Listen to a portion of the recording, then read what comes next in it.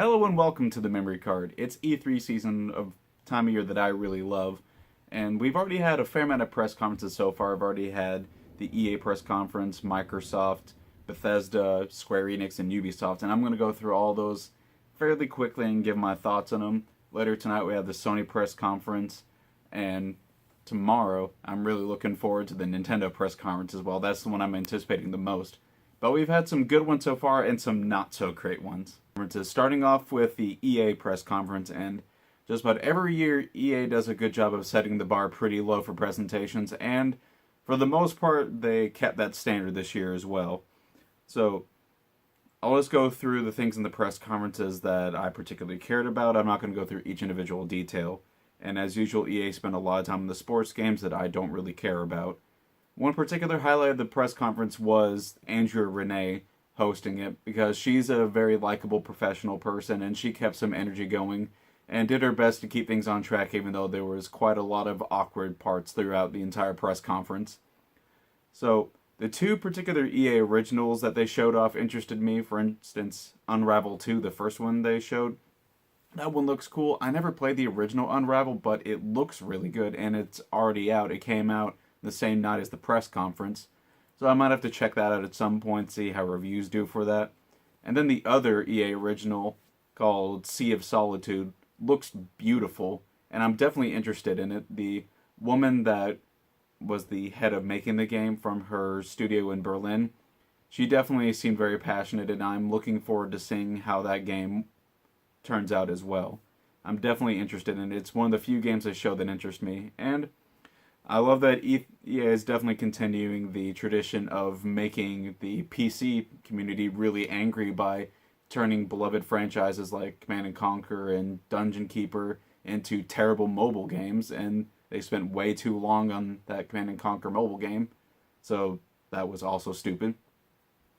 There was a small mention of a new Star Wars game that's in the works from Respawn, the people that made Titanfall, called Jedi Fallen Order, which all we really know is that it takes place between episodes 3 and 4 and that you'll play as a Jedi.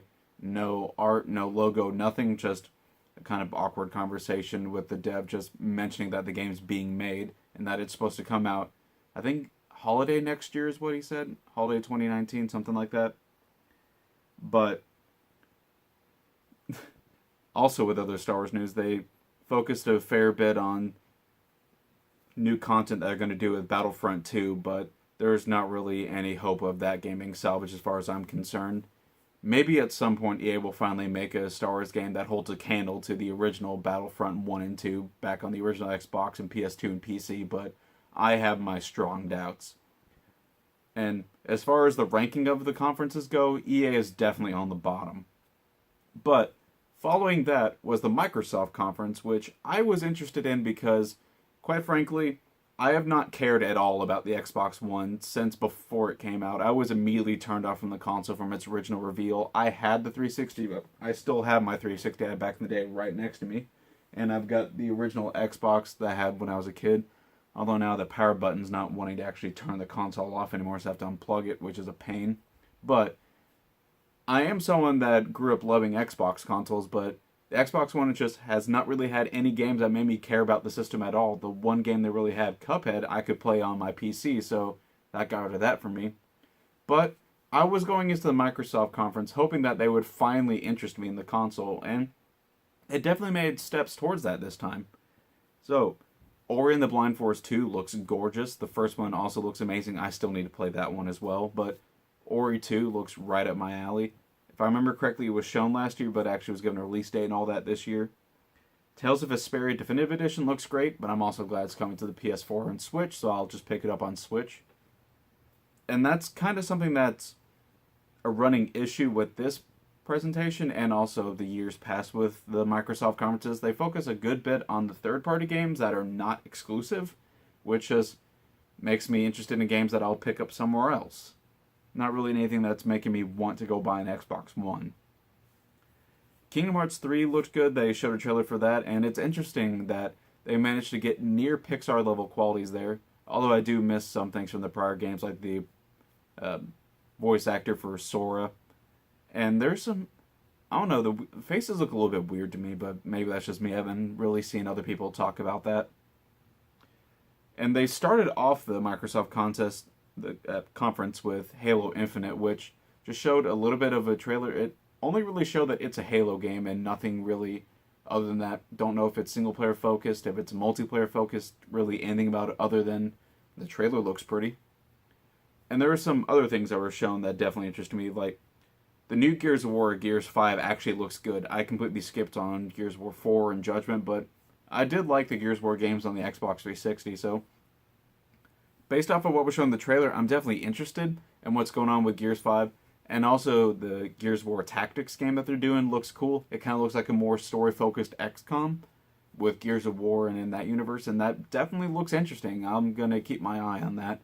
But, of course, they also showed off the first Gears of War game they showed was a Gears of War Funko Pop game, which did a good job of making people angry, but it's just a mobile game. I, for the most part, don't care about those anyway, and luckily there's those two other Gears of War games for people that care about the series.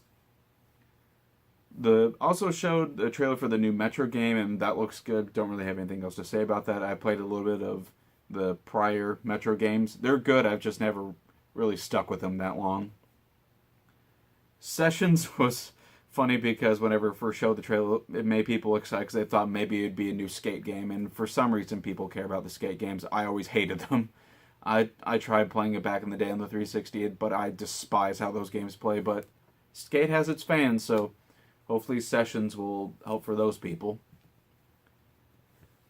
And overall, the conference was good.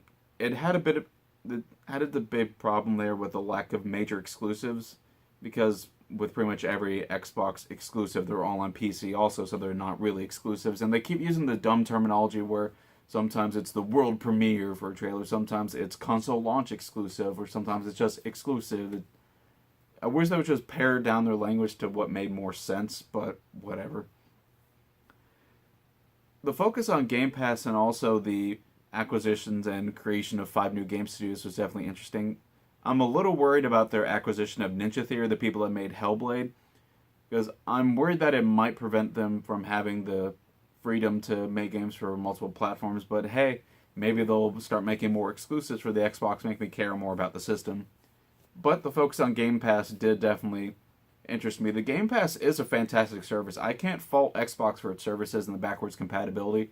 Seeing how you can just put in the disc for Jade Empire into an Xbox One and just play it is cool. It's very simple. I like that.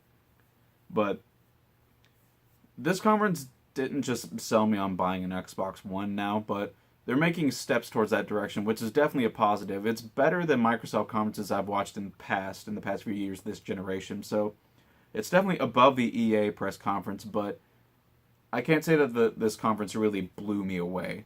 But still, nice improvement. Later that night was the Bethesda press conference, and I definitely had some interest going in. I figured that they would talk about Fallout 76 and finally give some more details on that to see if I'll actually have interest in that game. But I wasn't sure what else they would talk about aside from that. But they did start off with some funny parts, like making jokes about Walmart Canada leaking Rage 2. That was actually funny. It was one of the few funny things that was said before Todd Howard and Pete Hines came out because, well, Pete Hines came back again because for the most part, all the segments between trailers and this conference were extremely unbearably cringy. But Rage 2 looks really, really fun. I always had a little bit of interest in the first Rage game, but I never picked it up and played it. But Rage 2 looks really fun. It looks like it has the fast-paced first-person shooter combat that Doom 2016 had. And that's one of the best shooters I've played in years. So I'm definitely interested in seeing how Rage 2 pans out. I like the look of it, the style, and the gameplay looks like a lot of fun. So starting off with Rage 2 was good. After that, they focused a lot on games that already have been out for a while, which was a definite hit against the Bethesda conference. Like, they focused a lot on Quake Champions, which does look fun, but again, it's a game that's already out, so that's not really anything all that new. After that was Doom Eternal, which was cool. I'm definitely excited for more Doom. That game was amazing, so I'm looking forward to a sequel, but considering we didn't really get any details about this, and we won't get it until QuakeCon, I'm worried that this might be a multiplayer focused game. They called it a sequel, but they still might make it multiplayer focused, which I really hope they don't do. Because the multiplayer in Doom is fine, but it's the single player that is truly fantastic. And I really hope that they focus on the single player with this game, and it isn't just a battle royale game. Even though I like battle royale games, I hope it's single player focused. But anyway, moving on. After that, they announced that Wolfenstein is going to have a kind of spin-off sequel thing focusing on BJ Blazkowicz's daughters, and I'm looking forward to that. It's set in France in the 1980s, and it's going to be co-op. I hope you can still play it single player, but having a fun co-op first-person shooter will still be fun because the Wolfenstein games, the new ones, are really, really great. So I'm definitely signing up for that. I'm still looking forward to picking up the new Colossus on the Switch because that looks awesome. But after that, Bethesda announced that Fallout Shelter is going to be released on the Switch last night, and it's coming to other consoles and PC and all that as well. But I'm really hoping that the Nintendo conference tomorrow that more Fallout comes to the Switch other than just Fallout Shelter, because honestly, Fallout Shelter didn't hold my attention for very long. I'm pretty sure it was less than a week that I actually played it on my phone back when it first came out. I think it was 3 years ago. 2 or 3 years ago, one of the two. And I did download it on the Switch just because I wanted to see how it controlled with the physical controls on the Pro Controller, and it's fine. I don't see myself playing it for very long. It's just kind of like Pokemon Quest. It's just another disposable mobile game to me. But after that, Bethesda spent a long time focusing on Fallout 76 with Todd Howard, and went into a lot of detail about it being a big online-focused multiplayer game, and that it was kind of like an online survival game, and I completely was turned off by that. I have absolutely no interest in Fallout 76 now, because I play Bethesda RPGs not because they have very good stories or are all that good of RPGs, honestly, but they're fun worlds to jump in and mess around with and play while listening to podcasts or that kind of thing. That's why I play Skyrim on my Switch as a podcast game, really. But it being an online multiplayer focused thing, just I have no interest in Fallout 76. I'm glad people will enjoy it, but I really don't care. It's kind of like Anthem with the EA conference. They spent a long time on that, but I just don't care at all about Anthem or Fallout 76. With Anthem, I want single-player focused RPGs from BioWare. I don't want Destiny-style-ish games. I have absolutely no interest in those kind of games. But after that, Bethesda, for some reason, didn't just end on that. They went on to talk about this game called Blades, which is basically an Elder Scrolls game for phones, but they're going to put it on other systems as well. I might play it when it comes to Switch, but again, I don't have much interest in many phone games. Even the Nintendo ones I don't play for all that long. Pokemon Go had me going for the longest, and that was like maybe a month. But after that, Bethesda revealed a very short teaser about Starfield, which is a game that's been rumored and kind of leaked for years now. So I figured they would get announced eventually. So no, it's real. It'll happen eventually. But Todd Howard, I think it was Todd Howard, actually might have been Pete Hines, either way, mentioned that this game and the next one, Elder Scrolls 6, where they basically just showed a logo for that, is going to be next-gen games, which means that it's going to be a long ways away. And Starfield's the one that's coming up first, and that's going to be probably at least 3 years away. And Elder Scrolls 6 will be after that, so that's going to be even longer after that. So I'm definitely interested in seeing how those games turn out on the PlayStation 5 or Xbox 2, whatever terrible name they give that console. But the Bethesda conference was pretty good overall. I was definitely really interested in Rage 2. I'm interested in seeing what pans out with Doom Eternal. But those are the main things I was excited for. I'm interested in seeing what actually ends up happening with Starfield and Elder Scrolls 6. But I think the Microsoft conference actually stacks up a bit better than the Bethesda conference for me. Just because there's a bit more things that interested me, and there was a lot less cringe in the Microsoft conference. So far, out of these leaderboards, it's Microsoft, then Bethesda, then EA at the bottom. The Square Enix press conference, which just aired earlier today. It was really short, and there wasn't a whole lot new there, but it started off with Shadow of the Tomb Raider, which was previously highlighted in the Microsoft press conference, and that game does look fantastic. I love the reboot Tomb Raider games. The two I've played so far, that have come out have all been amazing, and I'm looking forward to seeing how this game pans out as well. I definitely think it's interesting that her outfit's a bit closer to the classic Lara Croft, where she's got the blue tank top now, but she still has the pants that she had in the prior game. So it's kind of like an in-between for those two, which is interesting. And they showed a lot of gameplay for Shadow of the Tomb Raider, which was cool. I definitely like showing that direct feed gameplay rather than just cinematic trailers, because the gameplay actually shows you what the game will be. It's a lot more informative. And I'm definitely looking forward to playing that game. Then after that, as far as games that I really cared about, was Dragon Quest XI, which I'm really sad that that game is not coming to the Switch this year. Apparently it's going to be next year or something like that. Hopefully it doesn't get delayed. Because I really want Dragon Quest XI, but I know I'll put more time into it on my Switch than on the PS4, just because it's a long-spanning RPG. And I'm still waiting on Dragon Quest Builders 2, which sadly wasn't even mentioned at all in this, which is a bit of a running theme with this presentation. A lot of things that people wanted to hear about were not mentioned. After that, it showed a little crossover between Monster Hunter World and Final Fantasy XIV, which is definitely interesting. I want to play Monster Hunter World, but I haven't played it yet. I've played some of the prior Monster Hunter games. I never got that far into them because I'm really bad at them, and they're very obtuse. But the crossover looks cool. Final Fantasy XIV is a really cool MMO. I played a bit of it on PC. I might pick it up on the PlayStation 4 later down the road, because it is fun, and I want to see where it differentiates itself more from other MMOs as it goes on, because so far, just general gameplay-wise, it reminds me a lot of Old Republic and WoW, which I played a bit of both. But after that, just showed another trailer about Octopath Traveler, just another reminder that that game's coming out. And I'm really looking forward to that game because it looks beautiful and it is so much fun. I can't wait to see how that full game is. And after that was shown the exact same Kingdom Hearts 3 trailer that was shown in the Microsoft conference, so that was a waste of time. And there wasn't much after that. There was a little bit of a game shown called The Quiet Man, which there wasn't really much shown about it. Not a lot of gameplay, or just kind of a short trailer. Don't really know what that's going to be, but maybe it'll be interesting. Overall, the Square Enix conference was really short. There wasn't very much that was new.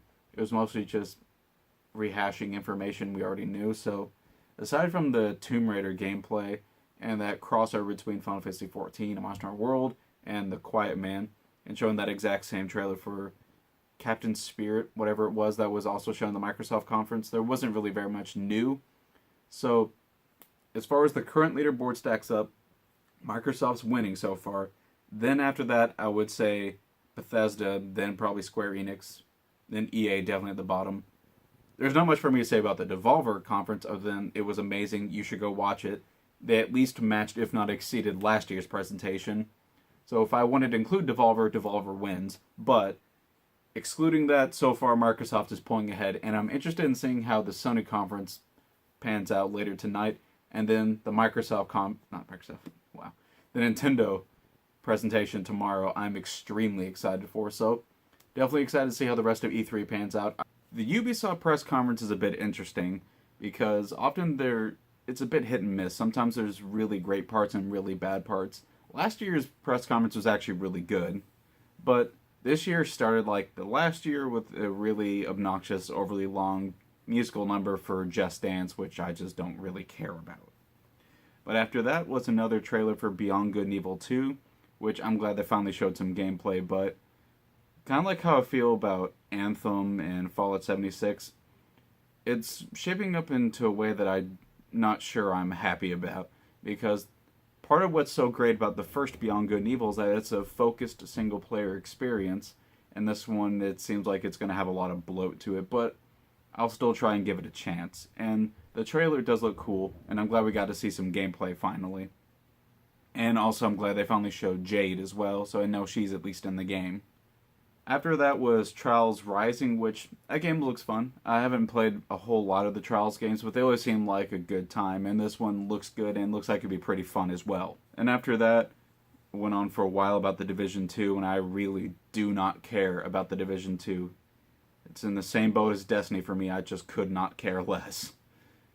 And after that, though, was a fun musical segment with Grant Kirkhope conducting some music for the Donkey Kong DLC for Mario plus Rabbids Kingdom Battle, and I'm looking forward to that DLC.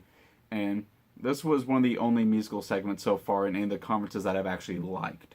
After that was Skull and Bones, and it looks fantastic, especially the water and the ships and all that, and the combat reminds me of Black Flag, but if it's solely focused on online multiplayer, I'm out. I don't care. I'd rather have a single-player RPG pirate game. That's what I would want. That's like a dream game for me, but I don't see it happening anytime soon, unfortunately. The closest it seems that I'll get to that is something that's a little bit later, but it's not really a pirate game at all. After that was a VR game called Transference, which seemed interesting. It was weird seeing Elijah Wood on an E3 stage, but not sure it's a game that I would really play, but it looks cool, and I'm glad more things are being done with VR. It's a fun, kind of niche part of gaming. After that was Starlink, and I was interested in what they showed last year. The constructible ships looked fun, but I'm glad we finally got to see some gameplay, and I am immediately sold on the Nintendo Switch version because of the Star Fox R-Wing and getting to play as Fox McCloud and being able to fly around the R-Wing. That just looks so much fun. I was immediately sold on that, although that was kind of easy to do because I was already interested in that game. And also for a while in the press conference, they spent way too long on community stuff with Rainbow Six and For Honor. I mean, it's cool that you can get it free on PC with Uplay, but I just don't really care about the community stuff there. But one other thing actually that was with the Starlink stuff, seriously, Miyamoto seems like the most likable person ever. I've never seen him in any press conference where he didn't just immediately light up the room. I don't understand how anyone could hate that man. But after the boring crap with the Crew 2, and I just don't care at all about that either, it went on to Assassin's Creed Odyssey, and this honestly blew me away because I heard all the leak stuff, and Ubisoft did give out that Assassin's Creed Odyssey was a real thing, but everything they showed about this game, from the gameplay to all the different stuff about this being basically a full RPG where you can choose your protagonist that you play throughout the entire game with dialogue choices and the Greek setting, I'm immediately sold on this game. This is the first Assassin's Creed game that I plan on buying since Black Flag. I have not cared at all about Assassin's Creed since then. Been really burnt out on the series. There's been too many of them. They're too bland and boring. Origins was a step in the right direction, but still wasn't necessarily enough for me to pick it up, especially since it came out on the same day as Super Mario Odyssey, which was a far more interesting game to me and was fantastic. But I'm definitely sold on Assassin's Creed Odyssey, and I plan on picking this up, and I really hope this stupid future plot stuff is kept to an absolute minimum if it's in the game at all, because that was one of the worst parts of that series. That future plot was absolute terrible, terribly written, atrocious gibberish. But I'm really looking forward to this game. The combat looks great, and I'm really interested in seeing the story and how they flesh out ancient Greece. So, thanks for watching, and if you've taken the time to watch any of my videos, including this one, thank you. I really appreciate it. And I'm looking forward to the Sony conference later tonight. I'll try and make a separate video on that, and the Nintendo conference tomorrow as well, the presentation. Either way, thanks for watching.